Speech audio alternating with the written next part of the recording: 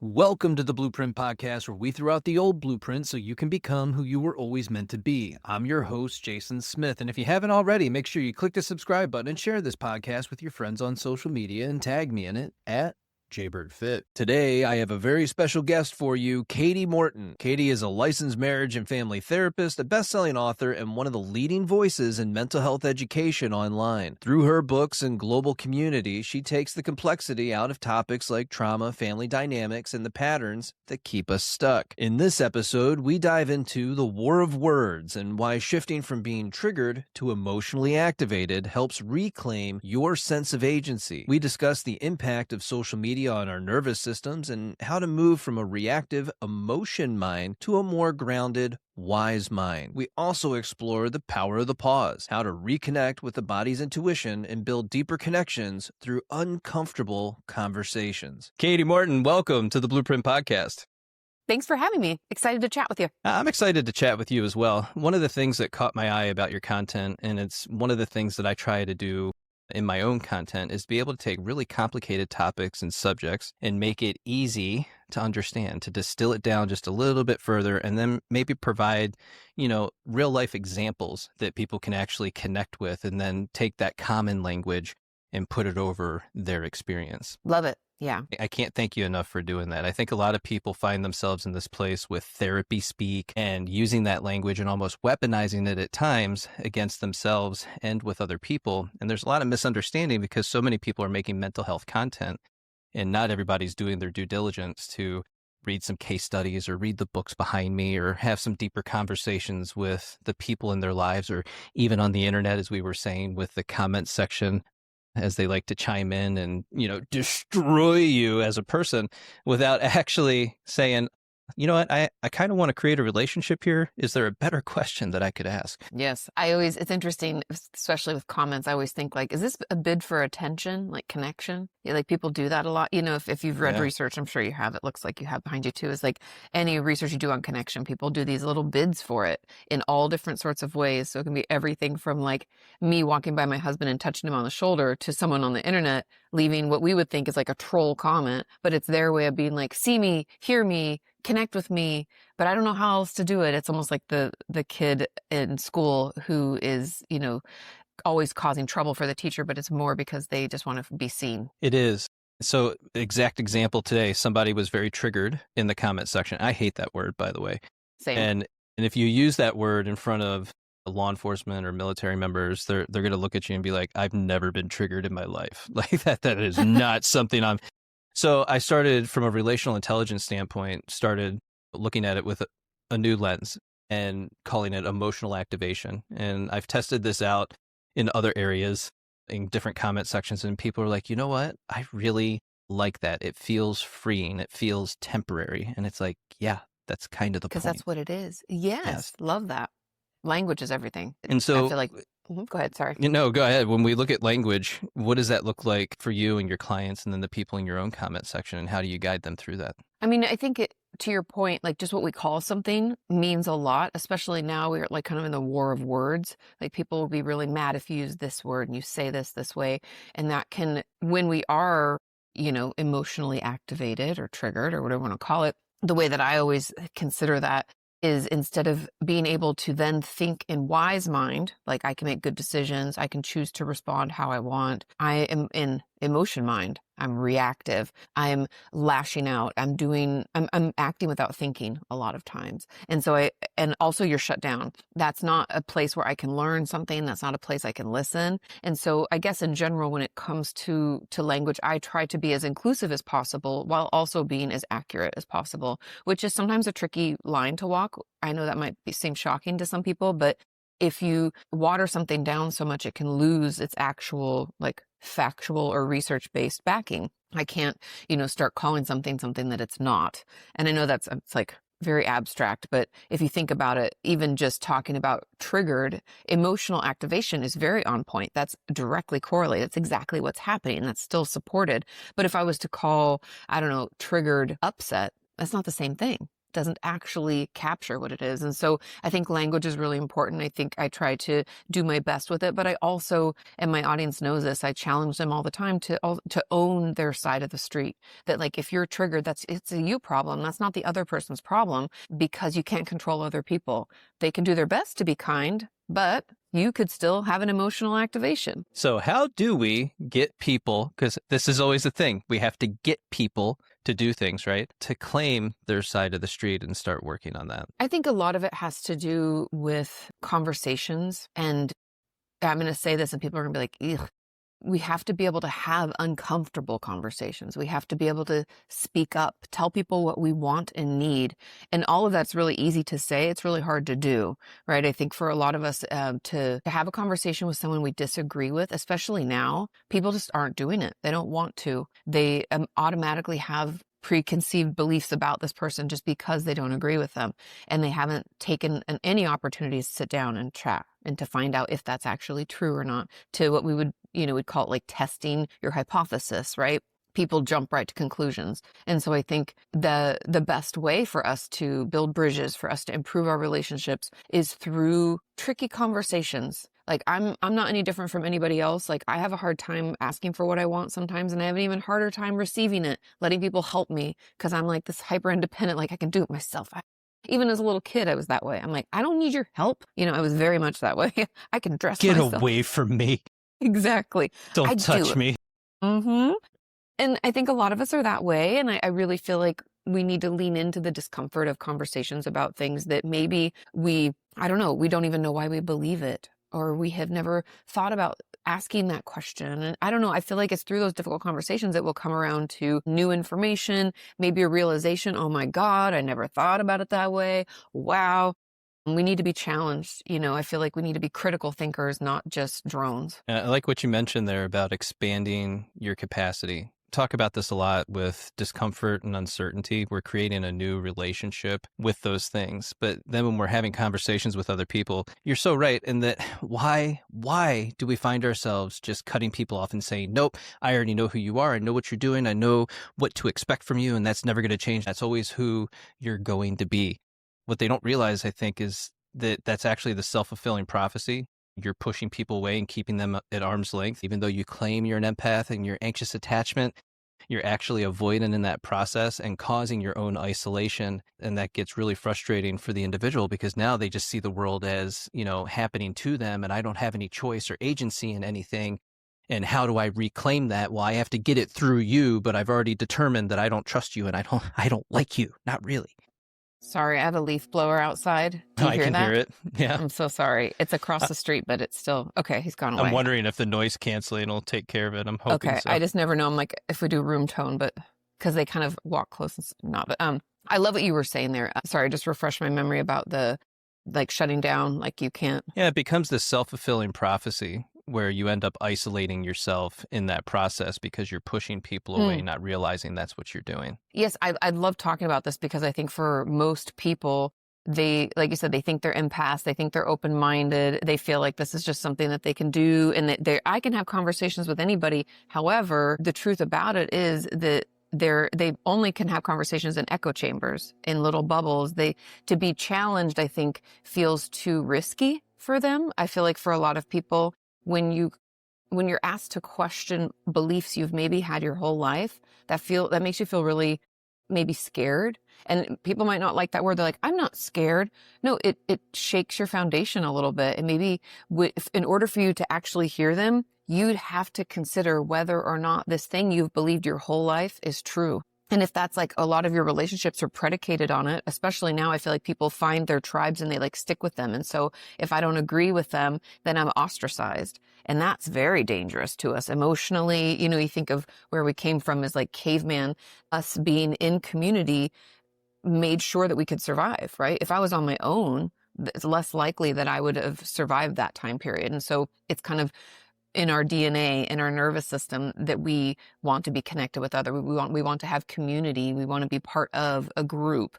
And so I think for people who have certain belief systems, it's almost easier and safer for them to just shut people down and to just name call and feel like you can't exist. You can't have these other beliefs. I can't even hear I don't even want to hear, because that would mean that then my whole belief system about myself and my reality might be incorrect, or I might need to rethink it. And, if we just take a beat, we can realize that could feel really scary.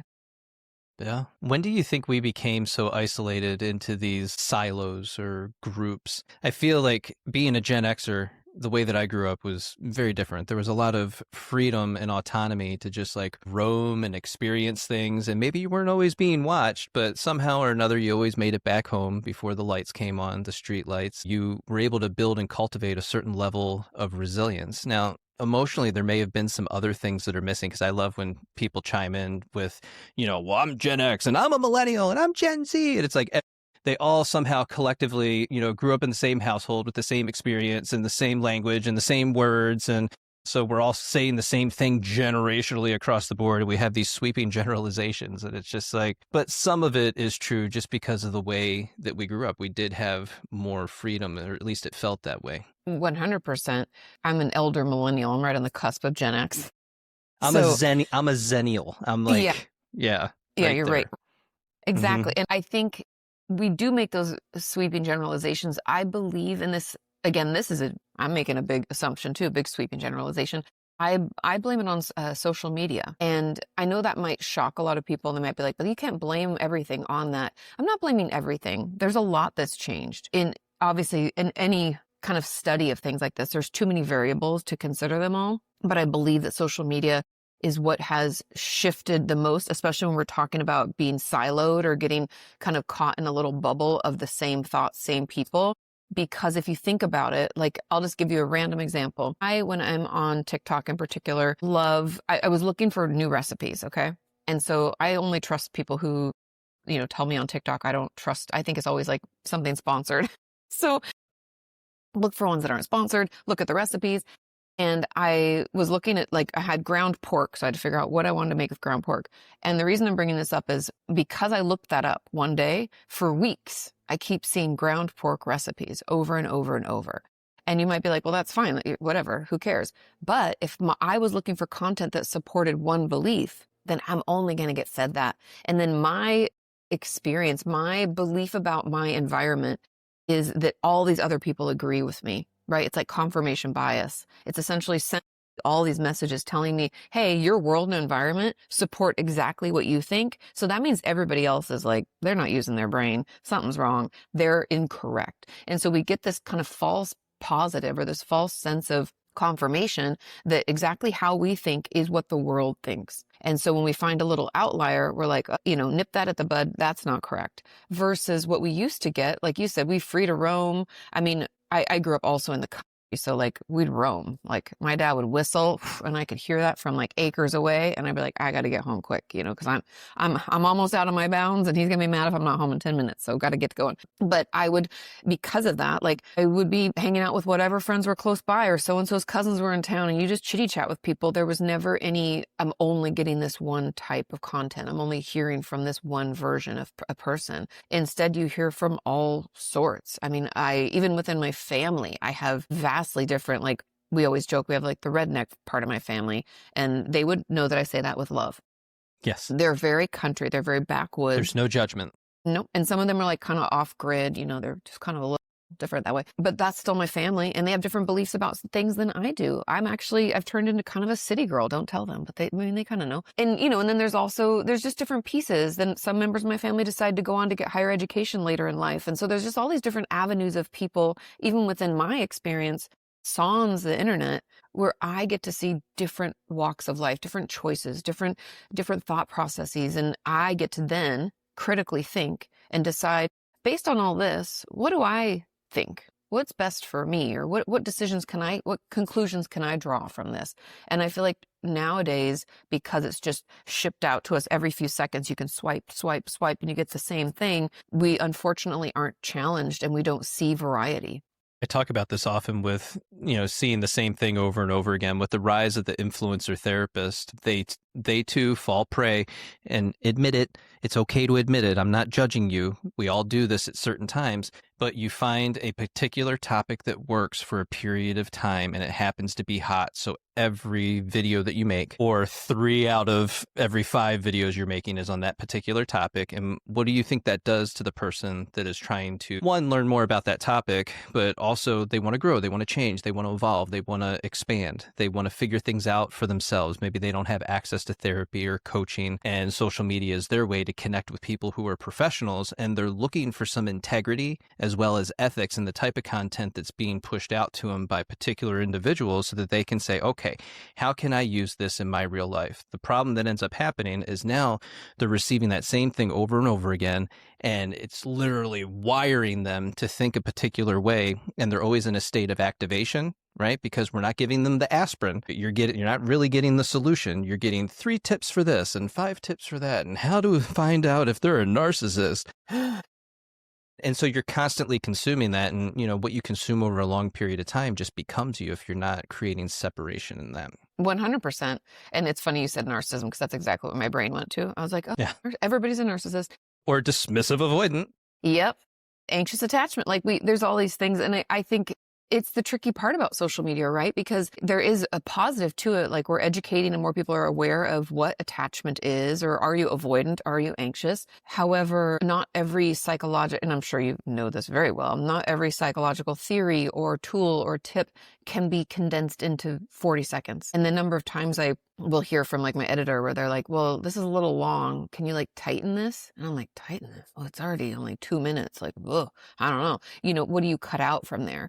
And I feel like when you cut things out and you try to make something that is clickable and interesting, right? There's so many factors. Sometimes you can lose the real meat, the real importance, the real message. And I also think that, and this again, pluses and minuses, this isn't all or nothing. Life is all gray. But there's a lot of people who aren't credentialed, don't have licenses, trying to spout, what helped them and their best tools. And while that can be helpful for some people, if someone's going searching for real content, real support, like you said, they don't have other resources. I do fear that sometimes they'll go to them, they'll try that one thing that worked for that other person, and then they'll be like, well, shit, this doesn't work for me. Now therapy doesn't work, or this isn't, and they might make these, I don't know, broader stroke assumptions about self-improvement and therapy as a whole, when I'm just at least hoping that they'll consider what they've viewed the source, and that it was just one thing, and that they'll try again. Yeah, I always try to make it very clear to people. I'm not a therapist. I'm not a clinician. That's not where this comes from for me. But I am somebody that believes in self-education, that you can read a ton of books behind you, extract the information, and then deploy that in real time in your life. Now, discernment is a huge part of this. Like, you have to have the ability to actually watch a video, read the caption. I know it's hard, guys, but you got to read the caption, because there's going to be additional stuff in there for you that's going to be valuable beyond the 2 minutes. The other side of this is, in 2026, I've shifted to just making the content I want to make. So I don't care if it's clickable. If it's 5 minutes long, then it's 5 minutes long, and that's how it is. And I post it, and Instagram is like beating me down for it. They're like, we're not suggesting your content anymore. I'm like, that's fine. I would rather be in integrity with the content, and for the people that do see it, they get the full value from it, than try to, hijack somebody's nervous system through the content. I can't stand that. No, and I think it's also caused, and I even feel this personally, that like we're more reactive in general these days because we're so queued up. I mean, I don't think we're supposed to be exposed to as much content as we are. And it's funny, recently, I mean, not funny, haha, just like every year I don't really believe in like New Year's resolutions in the traditional sense, but I do believe in like looking back on the year and like, what are the things I'm proud of, and what are the things that I'd like to do more of or less of or whatever. And one of the things that I have wanted to shift is the amount of content I consume, because I just don't think it's good for me. I don't feel good after. I even tell my husband sometimes, he'll share something like, that's just rage bait. I don't need to be baited. I don't really care. I'm pretty sure they're not that stupid. Like I don't want to get pulled in. And so I'm trying to be a little bit more mindful. It's hard, which, dopamine is quite a driver of behavior, no matter how cheap or shitty it is. And so we keep going back to social media looking for more. But I've been really intentional, and I can tell you, even in the first few weeks of trying to do this, I do feel better. I do feel less anxious. I fall asleep more quickly. And so that's all proof positive that yes, we don't need to get our nervous system hijacked.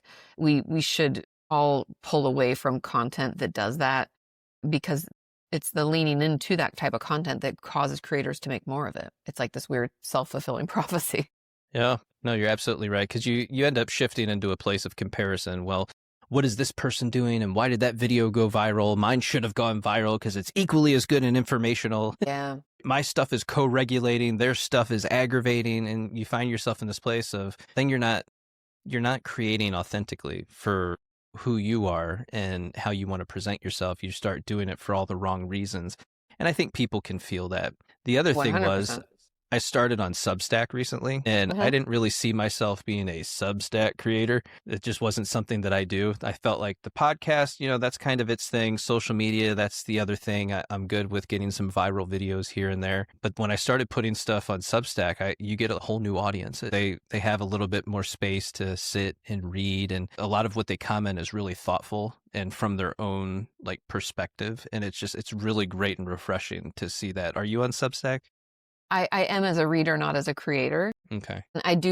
That's also something, I guess it was probably November of 2025, I started reading more Substack for the main reason, kind of like what I was talking about, like not wanting my nervous system to be hijacked, because reading something isn't the same as, I don't know, I'd have to look into research about this because I don't have the answer of why, but reading about someone's experience or someone's thoughts is not as dysregulating as watching a video. It's not as dopamine driving. It's a slower burn. And I read a lot of books in general. I always have, but I fell off for a little while. And in the past 3 or 4 years, I've tried reading more. I toggle between what I call a workbook, which is like something about like a psychological trick or tool, to like fun. Like I love crime. So it'd be like a crime book. Of course you do. I know, can't help myself. I'm a therapist. I'm a female at a certain age. I feel like all of my friends and I all love crime of all sorts. And do you have a book club? I did. I don't right now, but I did for a long time. And it kind of got me back into reading, actually. And so anyway, I say all that to say that like reading is a slower dopamine hit. It's not an immediate gratification. And I feel like that immediate gratification or immediate response isn't always a good one, right? That's where we feel hijacked. Like I'm giving my control over to an algorithm, to a creator. And I want to take it back. And reading is just very different. Substack creates a very different vibe. It's like, even the way that I engage with that type of content is different. It's more of a sit down, lean back, take it in.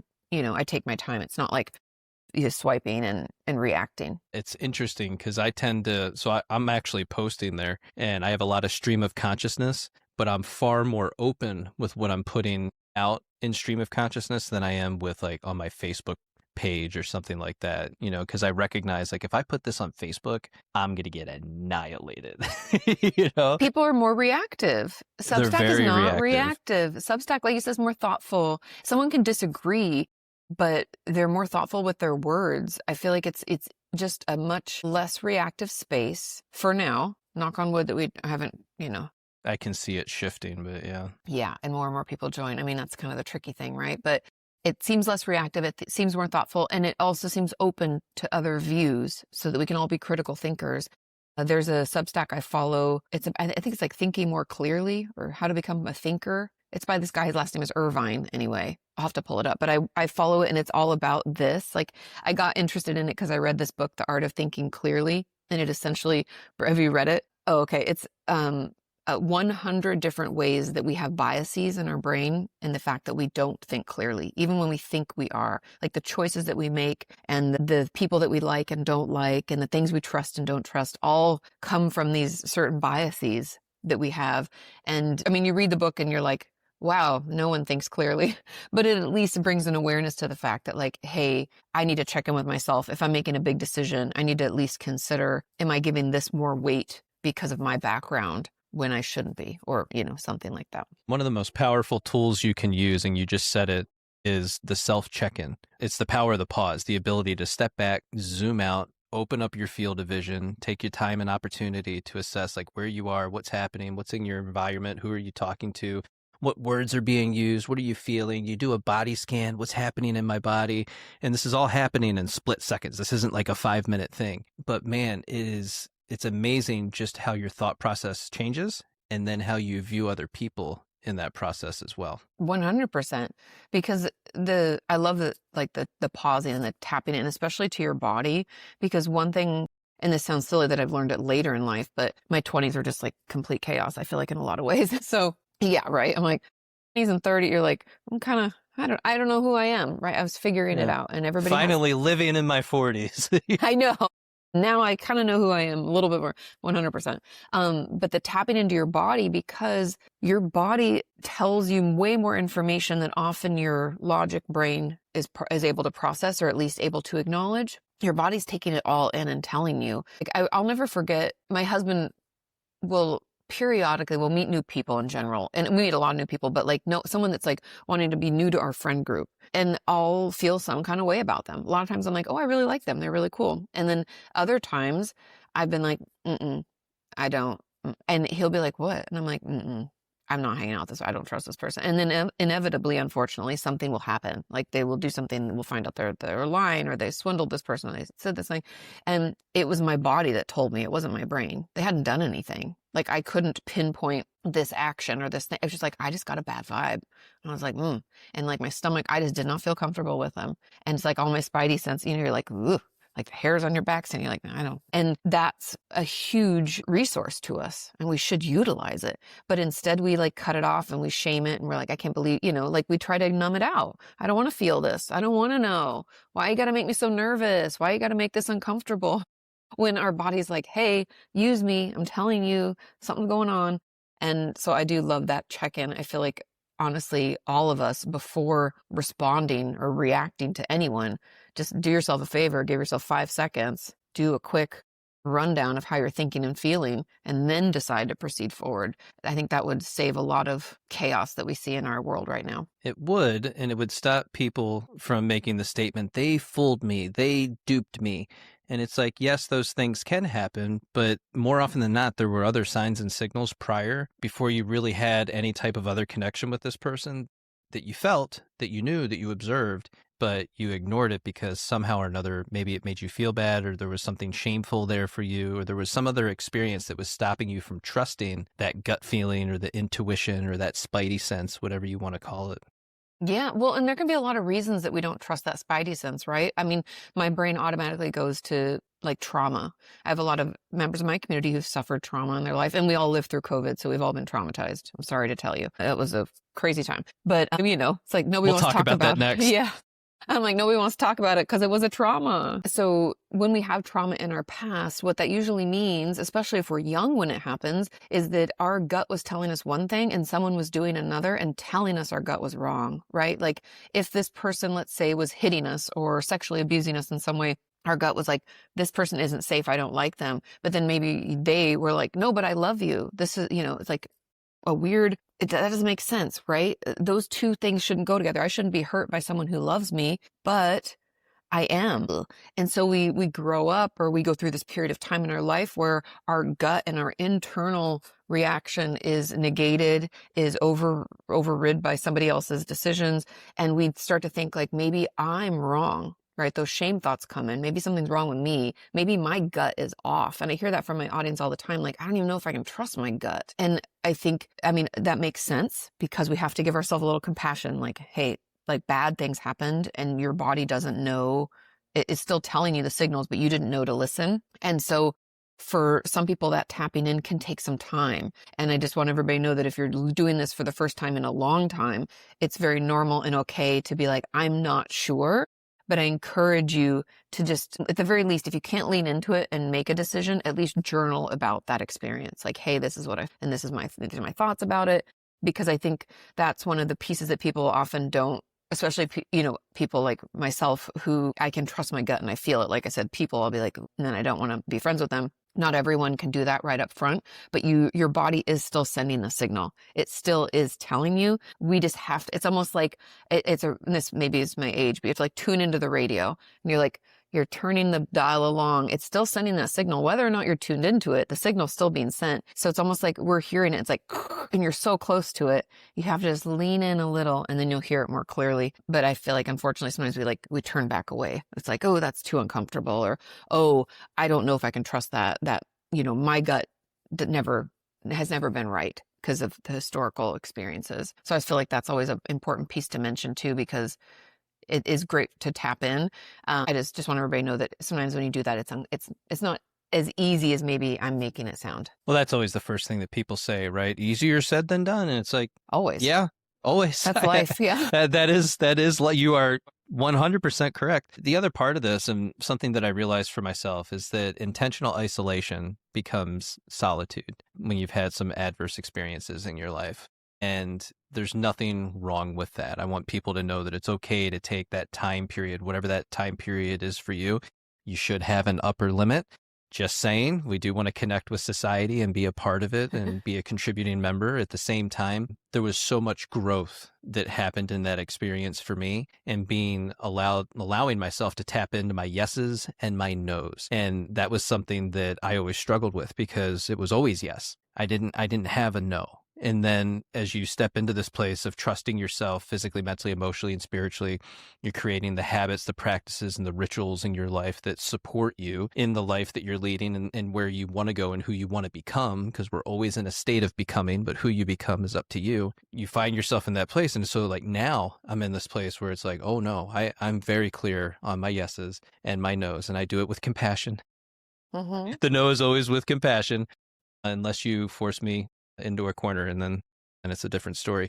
But being able to have that authority within yourself and to know yourself to that level is such a gift, not only to yourself, but to the people in your life as well. 100%. And I love that you talked about like it being intentional, because I think for some people they're afraid to be alone, or they hide away in it. So it's not really intentional. It's almost like it's done out of fear, or it's done out of like, I guess it'd still be fear, but I think like protection, because I'll hear from a lot of my audience, it's like safer to be alone. But there is some power in spending time with yourself. Like I'm always talking about the fact that like when we try to get to know somebody, what do? We spend time with them. And so I'm like, why don't we spend time with ourselves? How are you supposed to get to know yourself? Because like you said, you're always in this stage of becoming. Katie today is different from last year. Hell, she's different from yesterday. Every day I'm growing and changing, thank God. And so what a beautiful opportunity to get to know me and to get to decide who I want to become and what steps am I making.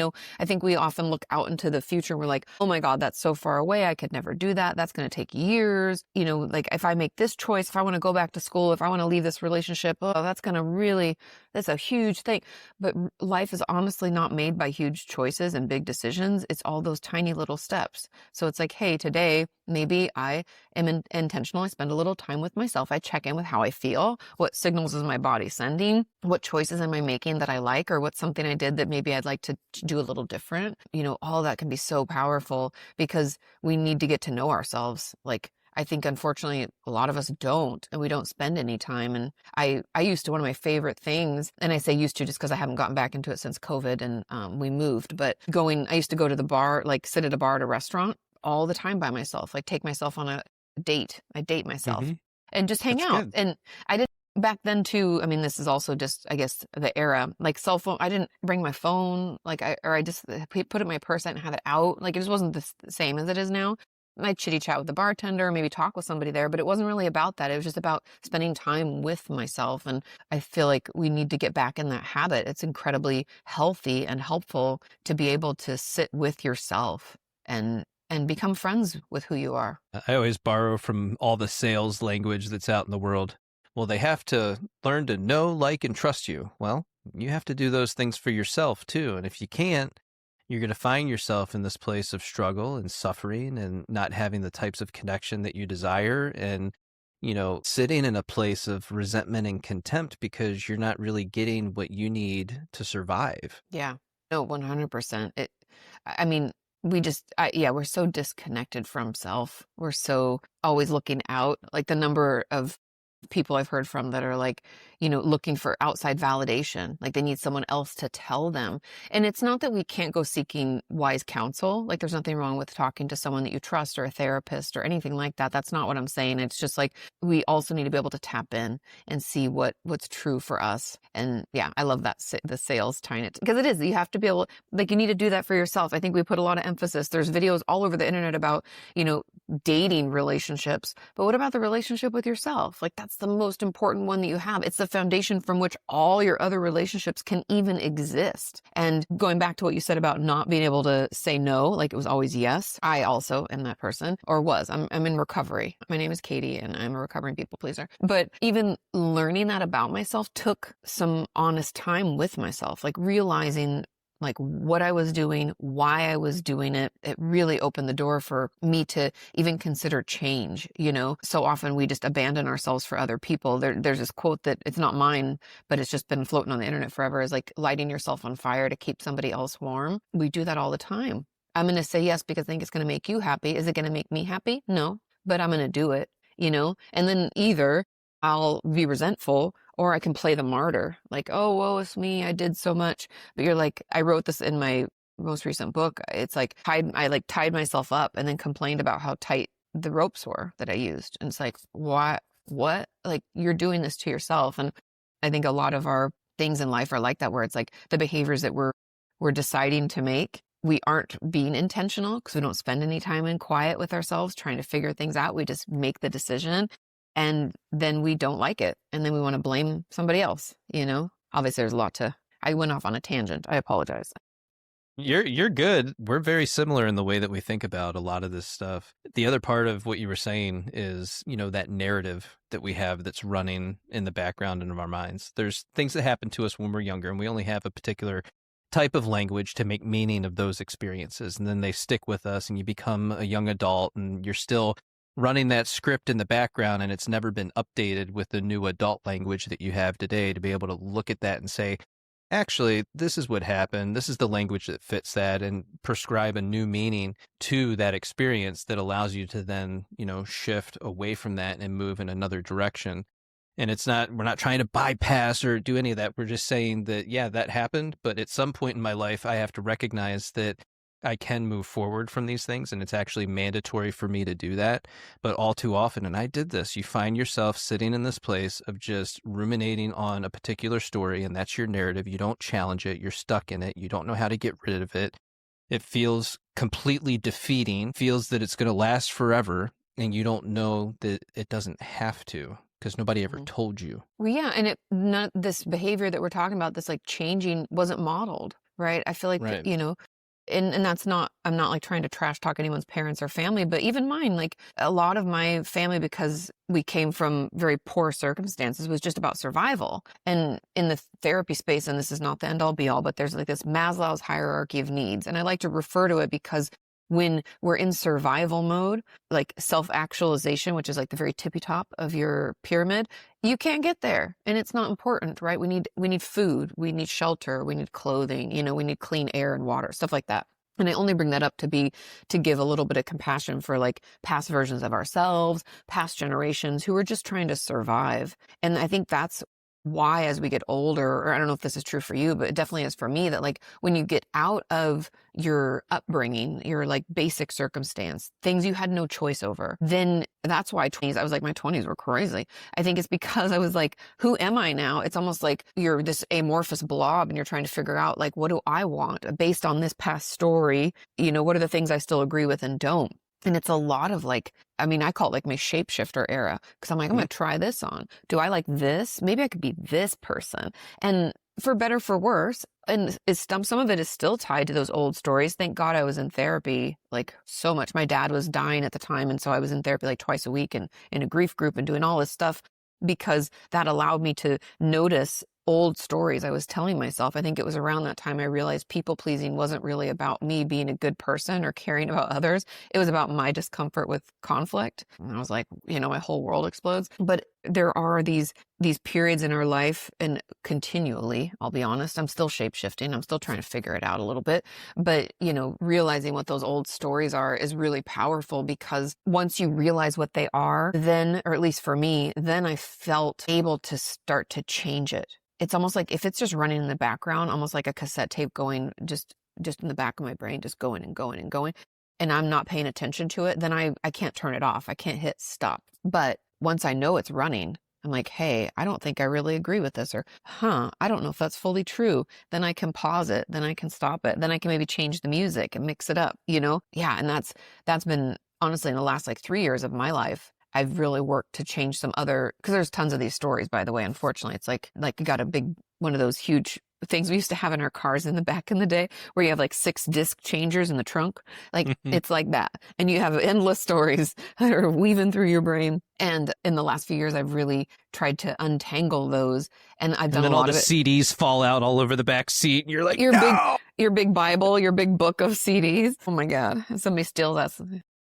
Your whole life. Yeah. Right. Oh my God. But anyway, long story short, I've been doing a lot of journaling to recognize what those old stories are that are still playing, that I've kind of haven't been able to tap into yet. And not to sound super dramatic, but it's been incredibly life-changing to realize that I don't have to think about money that way. I don't have to approach conflict this way. I don't have to react to this.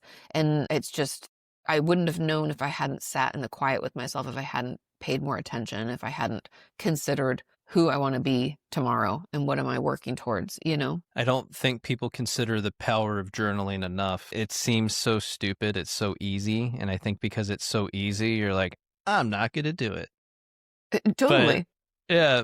So I started with Ryan Holiday and the Daily Stoic with my journaling, and because I didn't know how. I was one of those people, if I'm going to journal, it's got to be perfect. I got to figure out how to do it right. So you get online and you look, what is the proper way to journal? And of course, there wasn't much out there, but you do find journaling for men. And there's a whole article written on it in Men's Health or something. But I ended up coming across that. And so I utilized the Stoics, where you read something from the Stoic and then something from Ryan Holiday. And then there's journal prompts in the journal portion of that. It gives you that opportunity and the time to sit with yourself and well, what do I think about that? So now you're thinking about that. What does that actually mean? Well, I've never done this before. What is metacognition? This is so weird. What's happening? I did that for 2 years, and you start to gain command over your own thoughts, feelings, and emotions, and you start to understand yourself so much more, that when somebody presents you with something that, oh, well, you're an asshole or you're this, you're like, am I though? Maybe I'm being an asshole right now, or maybe you're triggered, emotionally activated by a circumstance or challenge that's going on in your own life, and you're taking it out on me in this moment, and I actually don't have to accept that. Whereas in the past, it was just I'm a piece of shit, apparently. And you accept it as fact, and then you go on with that story, potentially, right? It's such forever and ever. It's such a disempowered place to be. That's what I always try to tell people, is I always want to take my power back. And you're right, journaling, the way, it's funny, figuring out how to journal. So I kept diaries when I was younger. Maybe it's a girl thing, but I used to, dear diary, today, I did nothing, essentially. It's I kept them when I was little. I'd be I went to grandma's house and we made cake. But I still, to this day, journal, but instead of it being dear diary, I start off with gratitude, and not in the I'm thankful for a roof over my head. That could be one day, but every day I challenge myself to come up with something new, to notice all the things that went well, because our brain looks for threats more than it does for things that aren't threatening, because that keeps us safe. And so I force myself to try to consider what's going well. And then this wild thing, my journal is from The Artist's Way, the morning pages. I don't know if you've done The Artist's Way. Love it. But anyway, after going through gratitude, just briefly, then I spend some time talking about this life that I want to have and how excited I am about it, that it's coming to fruition. And this sounds so, maybe Katie, you're delusional. This is weird. But to force my brain into a space of excitement and things that I'm wanting to create and I'm looking forward to, acting as if it's happened to me, has changed. I feel at a cellular level has changed me, because when people present me with something negative, like if my husband, for instance, like, well, I don't really know how we're going to afford that. I'm like, you're asking the wrong question. Like, I don't even entertain that. I'm like, that's not the right question. The question is, what are we going to do with it when we get it? Because it's happening and you just have to jump on board. Like, you're creating your reality through your thoughts. So do you want to be poor or do you want to figure this out? And he's like, what are you talking about? And I was like, you realize if you think a certain way, you're going to look for things to confirm that. I know I'm getting on a whole nother tangent of like psychology. Yep. But it's like, I want people to know it's life changing, and I didn't even know I was doing it. So I'm a therapist. I read a lot of books. I try to educate myself to my best of my ability. Did not realize the impact this would have. I did it more out of the fact that I was in a dark place and I needed to pull myself out. And so if anybody out there is feeling like, oh, I just can't get better, and like, oh, it's so hard, like, just start telling yourself the story of what it would be like and how good things can be and the things you're looking forward to, and start putting that together. And when I tell you that it gets to the point, honestly, after 6 months probably for me, where I can't even entertain negative thoughts. Like you said, like, I feel like that's why I said cellularly, I feel like I'm a different person. And like you said, like, my brain doesn't even, am I an asshole? No, I don't accept that. Like, I'm just different in the way I process information about my world and about my expectations of self and others, that like, if it doesn't serve me, I know it right away. And I'm able to be like, no. And I just move on. Like, it's such a, I don't know how else to describe it, but it's just been such a surprising benefit to journaling when it's simple. Like you said, there's nothing, you don't even need anything fancy. Like, you just need a pencil and paper. And I just jot that stuff down, and I can't even describe to you how life-changing it is. Even just the other night, I went to this event, and normally I'd be so concerned about, like, did they like me? Was I friendly enough? Like, did this person accept, I'm trying to like make friends, and because I moved to a new area and like, I don't really have my people yet. And I would be so concerned, but I honestly didn't give two shits. Like, I was standing around and these people weren't my people. Like, I knew right away, and this is no judgment of them. It's just like, this is not going to be a good fit for me. And they started talking about something else, and they purposely like excluded me. Like, one girl like moved in front of me, and I just didn't care. I just stood there, and I was so unaffected, and I didn't even realize it till I got home.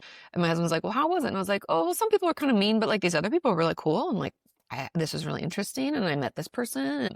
And then later I was like, wow, I wasn't even impacted by that. Because guess what? You don't have to be.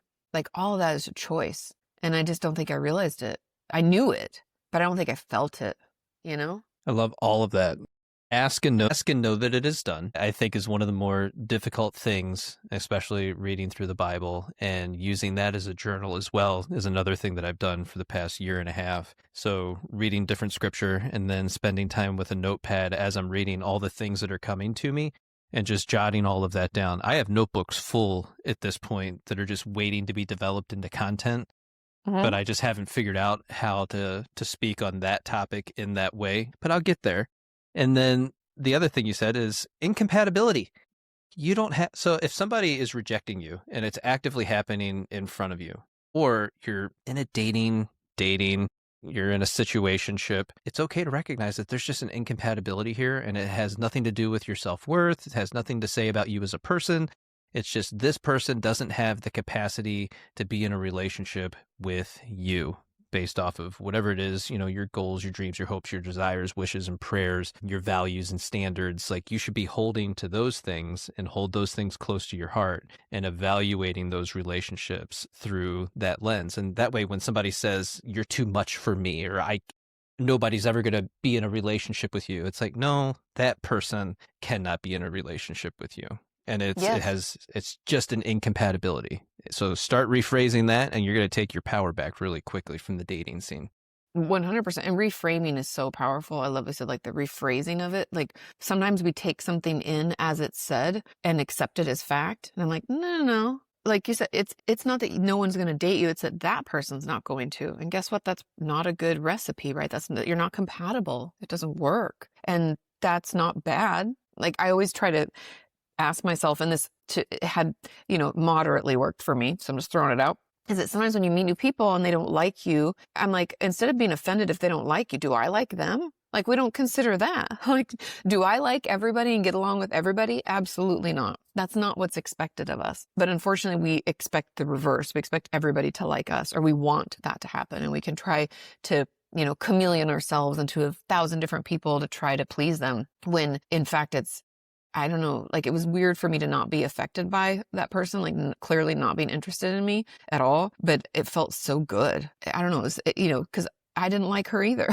Like, if and that's not a put down. It's just, we're just different people. We have different, I could tell you from the get, our values are very different. And so I was like, that's something that journaling's helped me with too, is figuring out what I value and making sure the relationships that I spend time with align with that. And the energy I'm putting into things is aligned with my values. We don't talk enough about values. Do you have time to go through COVID real quick? Yes, of course. Always. Yes. Okay. So one of the most common statements is, I can't believe it's 2026. How has it been, 6 years and some change since that moment in time? It feels like 3. How am I all of a sudden 47 years old? Oh my God. And it's like, I'm struggling with this too, because when you think back, you're like, where did the time, did the Hadron Collider cause a space rift? And, what happened here that caused all that time to just slip away from us? And I'm making broad strokes here, but trauma and dissociation. And I say Fair. that laughing because I experienced it too, and I think the first thing is that people put trauma on this huge pedestal, or they have this belief about what it has to be. Like, in order to be traumatized, I must have gone to war, or I must have been abused as a kid. And yes, those are traumas as well. However, trauma essentially means that I feared for my life and safety, or the life and safety of someone else close to me, period. That's what it means to be traumatized. Now, not all trauma turns into PTSD. In order for it to be post-traumatic stress disorder, or PTSD, it has to be more than our brain and body are able to process. And I don't know about you, but COVID was a lot to process. I had no reference point. It was terrifying. I was like Clorox wiping my food. I was afraid to talk to people, and I didn't go home for Christmas. Like, shit was crazy. Like, we just have to admit, and we had no information, and we also had an election. It was just, things were Well, shamefully, my degree is in threat and response management, which covers pandemics. And I was so taken by the initial experience and this being deployed, because I was in the middle of getting my master's degree. So we're already talking about this. How fortuitous. We have medical staff that are in the program with us. It's a mix of police officers and medical staff that would take this type of degree. And so we're having these conversations and going over this stuff. And it's like, plus, I'm a police officer at the time, so I'm out in the public going through all these different experiences and still having to report into different crime scenes and things that are happening. So you're taking in all of this stuff all the time. I still had the belief that, yes, the government is here to help. It's like they did us dirty on that one, and they know it. And unfortunately, I find myself in that place of being mad at myself over the whole thing. I wish I would have looked at things a little bit differently, hindsight being 2020. And of course, I've let it go because, life moves forward. It continues to go on, but you still find yourself in that place looking back like, man, I wish I would have handled things just a little bit differently. Well, yeah. I mean, and you have to give yourself a little bit of compassion, because we've never been through anything like that. And I'll speak personally, reading about something, learning about something, and doing it, very different. Even as a therapist, it's like I can read about attachment, but when you see it playing out, it's different. It's not exactly as what we thought, right? And so COVID was traumatic for everybody, all people. I think, we didn't even have anything in place. It felt very chaotic. And I personally believe that the time feels lost or jumbled, because when you're under intense stress, one of our freeze responses is dissociation. And people don't talk enough about it, but they estimate, and I think it's higher than this, but they say 50% of all adults have at least experienced dissociation once in their life. And I can tell you, there's been many times actually, but there's one in particular. I remember I was at this music festival, and a person who's not my friend anymore was having a meltdown and was so angry and shouting at people. And I just got overwhelmed, and I legitimately can't tell you much more than that. I'm like, bleh. I was just I got to go, it was I'm way back here now.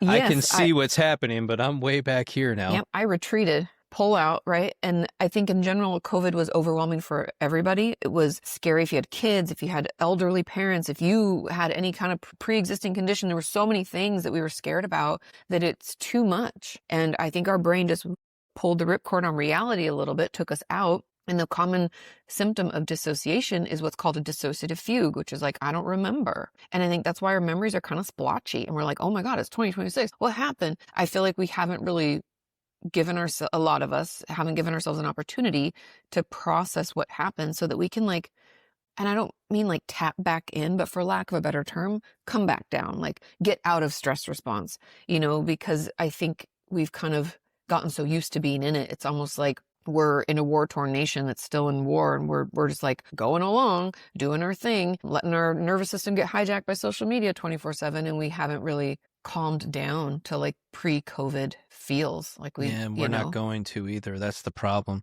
I know. Whatever we had prior to 2019 is never going to exist again. So that, that felt safe. It was normal. It was the past 50 years of the way the world operated, and there were things that were expected, and we knew what the news cycle was generally going to look like, and the challenges that we were going to face, and the things that are going on in society. And then we had this massive shift in 2020 that started, the great divide and separation of all people in a lot of different ways. And then we had the rise of the influencer therapists, and I'm not blaming them. Like, I get where it comes from, but they love to talk about just get rid of your family, separate from them. And it's like, maybe. Or do we need to stretch our capacity to be able to hold space for people that have different ideas, thoughts, feelings, emotions, and inner worlds, and came from a different time period, or whatever it is? Yeah. Do you have the ability to put yourself in their time period, in whatever? It's so interesting to me that people seem to lack the ability to do this, to actually look at the world in the 50s, 60s, and 70s and say, okay, this is what was going on. This is what was happening. This is what the family looked like. This is what was going on with individuals. This is what, general society looked like. This is what was happening in Chicago and New York and DC in that time period. These were the challenges that the world was facing. And then you can kind of understand, I get why you would think like that. I get it. That's where my parents, their stories came from, right? Yes. We're talking about our stories. What about their stories? And and expanding your capacity, man. I wish I had like a magic wand and I could all of a sudden give everybody an expanded capacity. Please. I would, I'm like, maybe I'll start journaling about that. We'll make that one come true. I would love for you to manifest that. It would make relationships so much easier. So much easier, because it's not, I feel like growth never comes out of comfort, right? Things in my life that I'm grateful for when I look back are never the easy times. I can be thankful and grateful for them, but it's not, we need to have a little bit more of that like friction, a little bit more of that discourse, and know that doesn't mean the relationship is over, that doesn't mean things can't get better, that's like part of growth as humans, is like challenging your thoughts and having other people share theirs, able to sit with each other, even if you agree to disagree. I can't come to any shared space with you on this, but we're both humans. We both, I heard this one phrase that always sticks with me, and it was about Democrat versus Republican. So it was like talking about the two sides. And this was I forget the woman's name, I think Heather, but anyway, she was like, we all have the same goals. We want to live in a safe space. We want family. We have the same goals in our lives, but we have different ways of getting there. And she said, we have to remember, we have the same goal. We're going to the same destination. We're just on different roads. And I was like, such a beautiful way to put it, because people want to other people. You think this way, you're this, and like name them, and then like cast them out as if it's bad. And I'm like, no, and this is me being from California for too long. You're on the 10 and I'm on the 101. But we're both headed to Big Bear or whatever, we're both headed to Mammoth. We're headed out. And you just have to remember, we're all, we're doing our best. It's all our first rodeos, and you have to offer compassion to people, even if you don't agree with them. All our first rodeo. That is so true. I had another point I wanted to say on that one. I don't think it's going to come back to me, unfortunately. Don't you hate that when it like flies away? I try to take notes, but it's hard to keep it all. That's just my brain. It's how it works, unfortunately. Mine too. What we were saying, go in different directions on the same path. The difference between right and left. We want the same things. But we have different ways of getting there. We all think we're the good guy. Yes. In the story. And it doesn't matter if you're right or left. Everybody thinks they're the good guy, and everybody thinks they have the right way to go about it. This is the direction we should be heading. And when you recognize there is no right and left, there's just us and them, then your world becomes very different. You see things Agreed. very differently. So I would encourage 100%. people to try to get to that place, because if you can get there, man, God love you. Yeah, right? It's different. It feels different. It So feels like important. it feels like authority. It feels like I've taken back something that was taken away from me.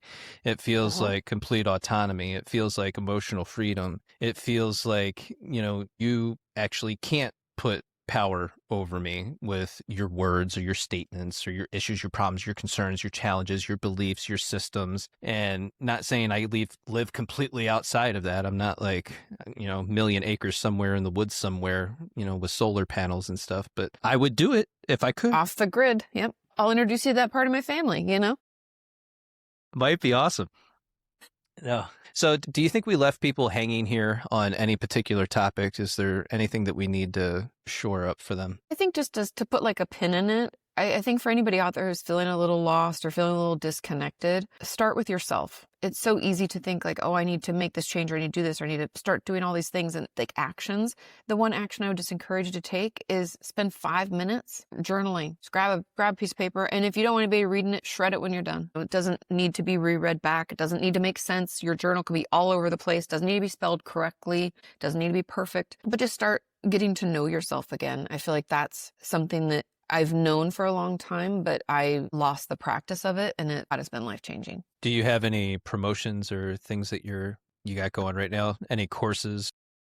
Yeah, my new book, Why Do I Keep Doing This, is available now. It came out December 9th of last year. I'm really proud of it. Congratulations. Thank you. It's That's probably awesome. my most personal book.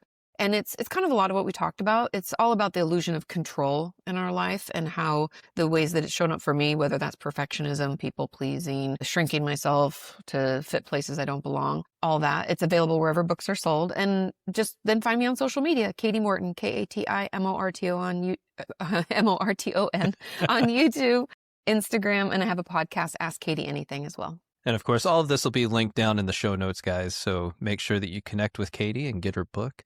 Kati, thank you so much for being here. This was a lot of fun for me. Thanks for having me. Yeah, my pleasure.